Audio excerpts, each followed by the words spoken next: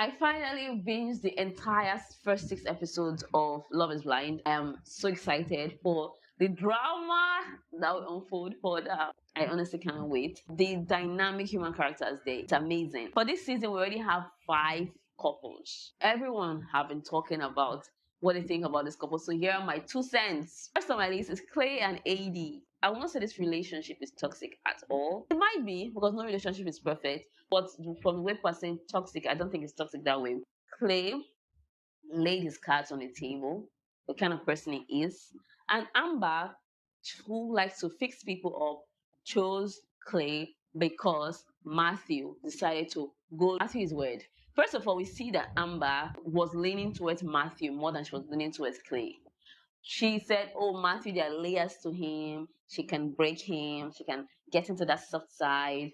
When Matthew left, she said, okay, I cannot walk out of this experience or experiment with nothing. And this guy, Clay, he still likes me. She can relate to him because they're both black. When she talks to him, it feels like she's talking to her bro in a way. The romantic talks, of course. But at the same time, she was more relaxed with Clay because they are both black. But for Matthew, she's more soft. She's more like, oh yeah, yes, let's like. So for me, she would have gone for Matthew, but she decided to go for Clay because Clay was available and Clay is easy to blend into because she can really relate to him.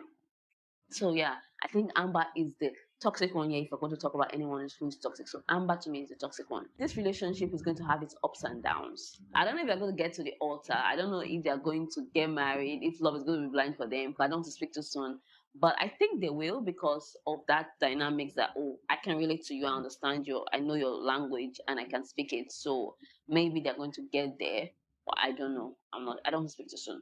Brittany and Kenneth are the couple. These two are that couple that people say we should be more like Brittany and Kenneth. I'm not going to use the word perfect because nobody's perfect and I don't want to box them that way. But they're just so chilled, so healed, if I can use that word. They seem to have crossed a bridge that we have not yet crossed. So that's what makes them so chilled. So they know what they want. They're so calm. I think there's not going to be problems here because they know what they want and it's just like a good match so much. Amy and Johnny, they're just that perfect couple where people say they're still in the honeymoon phase. I feel like there's still layers to explore in this relationship, but Johnny is just so in awe of the fact that he bagged or he landed this very beautiful girl, which is a good thing.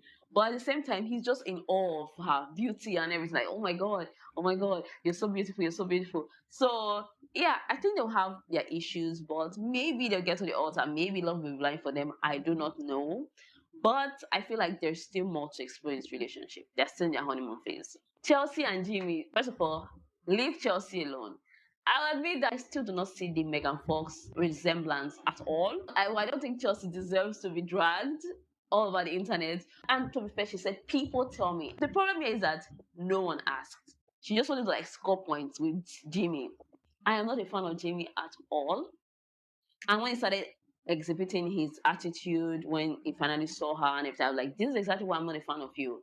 Like he's just something else. And from the moment that Jessica told him that, oh, you're going to choke when you see me, and he was just like, oh my god, okay, am I missing something? And he always had that at the back of his mind. He was so unfair to Chelsea, if you ask me. And Chelsea would have gone for the mullet guy. Chelsea even annoyed me. She had this connection with Mullet Guy. Mullet Guy liked her. Like, this is who I want to be with. He was so sure. Beautiful, beautiful connection. She threw it away for Jimmy. I hope that she goes for the Mullet Guy because honestly, Jimmy is not being fair to Chelsea at all. To me, Chelsea needs healing. She needs to heal from whatever she has experienced in her past. Because to me, that's why she picked Jimmy in the first place. She was so grateful that Jimmy was going to choose her. I really feel bad for Chelsea. So let's turn it down. Teasing her about Megan Fox. Laura and Jeremy is one relationship that I do not really understand. Yes, first of all, Jeremy had this connection with Sarah Ann, who even told that he's kind of sexually attracted to, although they have not seen, but he's just like, okay, there's something going on between both of us. I don't understand that, but yeah, he said so. Then, but he chose Laura because he just feels like, okay, Laura is more like, okay, he's attracted to her too. I don't know. This relationship it confuses me because I don't really know what's going on there. Laura is kind of really outspoken. I don't know what's going on in this relationship. I don't know if they're going to make it to the altar. I don't know if I don't know. Well, one thing is certain. I cannot wait for the drama that's going to unfold in the coming episodes.